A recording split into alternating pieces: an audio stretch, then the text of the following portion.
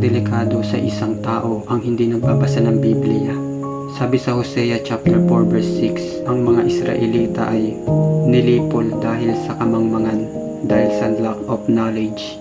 Kaya hindi maipagkakaila sa panahon natin ngayon. Maraming tao ang mga nalilito, maraming tao ang mga nadadaya, madaling madeceive dahil sa kamangmangan nila sa salita ng Diyos. Kasi yung iba ang dahilan nila, tinatamad daw sila magbasa ng salita ng Diyos.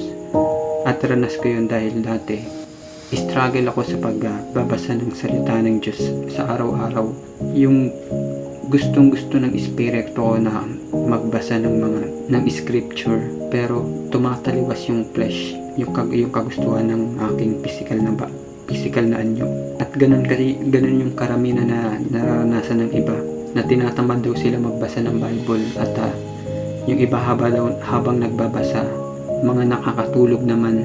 That is the sign na ang flesh mo ay mas angat kaysa sa spiritual na bagay mo, sa spiritual mong pagkatao. Siguro kailangan nating disiplinahin yung ating sarili, kasi yung iba sinasabi nila na inaatake daw sila ng diablo, na hindi matuloy magbasa sila ng salita ng Diyos. Pero mostly yung flesh natin yung minsan na kalaban natin yung sarili, minsan natin yung kalaban natin. Kulang tayo sa disiplina sa sarili natin. Alam mo naman na inaatake ka ng kaaway, syempre dapat mas dinidiin mo pa yung desire mo na unahin yung Biblia mo sa umaga kesa sa buklatin yung social media mo.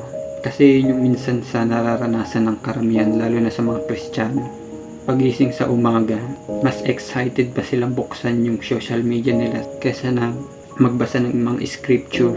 Yung entertainment kasi, isa yan sa parte ng flesh desire. Kung ikaw sa buhay mo, sa isang linggo mong pamumuhay, tuwing linggo ka lang nagsisimba, tapos the rest of the weeks, nakikiayon ka na sa takbo ng mundo na to. Yung isip mo, patuloy mo na nilalagyan ng mga worldly things, worldly habits. Darating yung araw na ikaw ay madedry, o you come up empty. Yung pakiramdam na parang dry ka na dahil may hinahanap ka na kulang. Ayan yung worldly entertainment, o yung gustong-gusto ng mga flesh desire natin. Tutol kasi yung flesh desire natin sa kagustuhan ng ating espiritu. Dahil ang gusto ng espiritu natin yung mga heavenly things, mga heavenly activities tulad ng prayer. Kasi pag nagsimula ka sa pananalangin, unti-unti mamamatay yung desire ng flesh mo. Kahit na pag nagbabasa ka ng Bible, when you begin to read the word, your flesh will die. Yung flesh desire mo unti-unting mamamatay. Kaya kung nagbabasa ka ng Bible, dahil requirements lang, kung yung pagbabasa mo ng Bible ay parang nagmamadali, gusto mo agad tapusin dahil meron kang gustong panoorin na Netflix, sa movie, nagmamadali kang tapusin yung isang chapter ng scripture dahil may gagawin ka pa, maglalaba ka pa sa gawain bahay. Yung isip mo nawawala sa focus eh. Mas mabuti pang huwag ka na lang magbasa, dahil baliwala lang rin, para ka lang nagsasalita sa hangin. Kundi mag-antay ka na lang uli ng tiyempo, na araw o kaya oras na wala ka nang gagawin, na talagang ilaan mo sa pakikipag-usap mo sa Panginoong Diyos, kesa na nagmamadali ka kasi madidistract kasi yung isip mo eh. Hindi ka nakapokus sa mga binabasa mo, hindi ka handa. Mayroong ibibigay na revelation yung Holy Spirit sa'yo habang nagbabasa ka. Mahiigi pang huwag ka na lang magbasa. Pero hindi ko sinasabing ganun na lang palagi. Disiplinahin natin yung sarili natin na unti-unti nating i-overcome.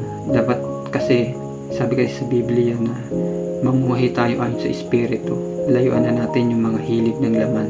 Kaya kung ikaw ay isang Kristiyano na ipinanganak muli sa Espiritu, dapat hindi ka na namumuhay ayon sa hilig, sa flesh desire mo, sa hilig ng iyong katawan.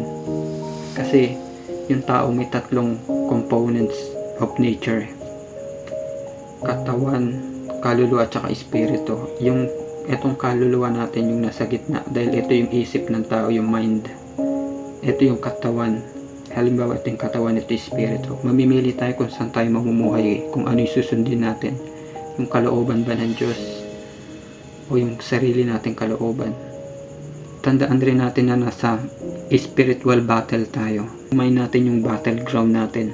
Kaya kung drain na drain ka, walang kalaman-laman yung isip mo ng mga karunungan ng mga salita ng Diyos, madali kang ma-oppress ng kaaway, ng demonic oppression.